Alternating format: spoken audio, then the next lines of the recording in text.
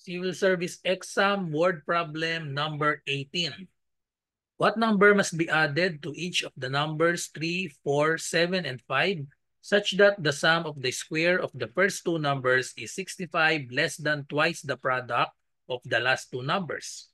So choices 1, 2, 3, and 4. So ang question natin ay nanggaling sa FB group na Civil Service Exam 2023 Community. Okay, so pause nyo muna and try sagutan bago panoodin ang aking solution. Okay, let's start. So to answer this type of problem, mas maganda kung magta-trial and error na lang tayo dito. Okay? Kasi kapag hindi tayo nag-trial and error, ito ang magiging equation natin.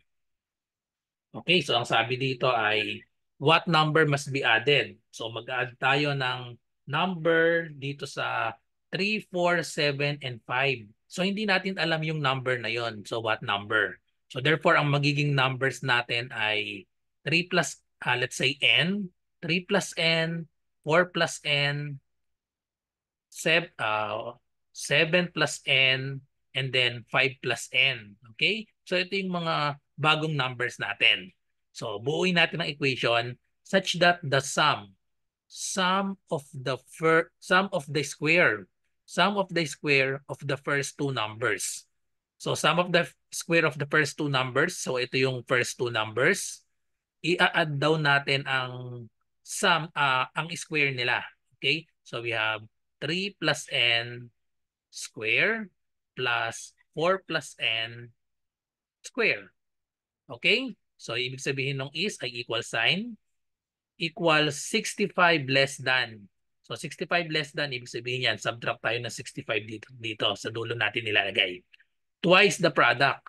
65 less than, twice, ibig sabihin yan, i-multiply sa 2. Twice the product of the last two numbers. So twice the product of the last two numbers, i-multiply natin yung dalawang last two numbers. So we have 7 plus n and then 5 plus n. Okay, so kita nyo na kapag ang ginawa natin ay equation, magiging tayong quadratic, medyo mahaba ang pagsosolve nito.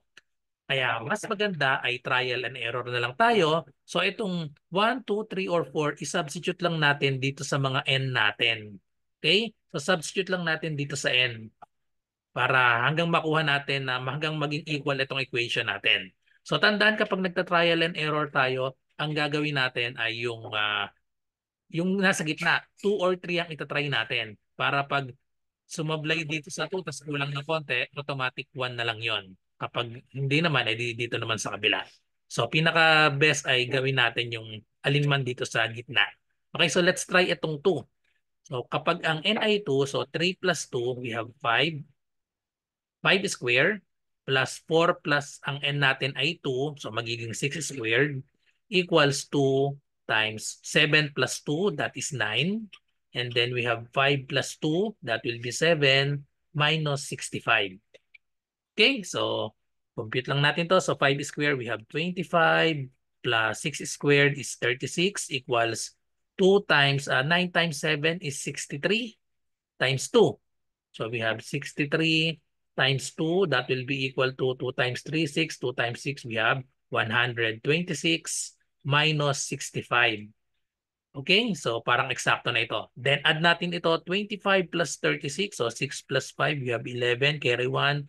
2 plus 3, 5 plus 1. So we have 61 is equal to, subtract natin to, 6 minus 5 is 1. 12 minus 6, we have 6. Okay, so 61 equals 61. Therefore, the correct answer is 2.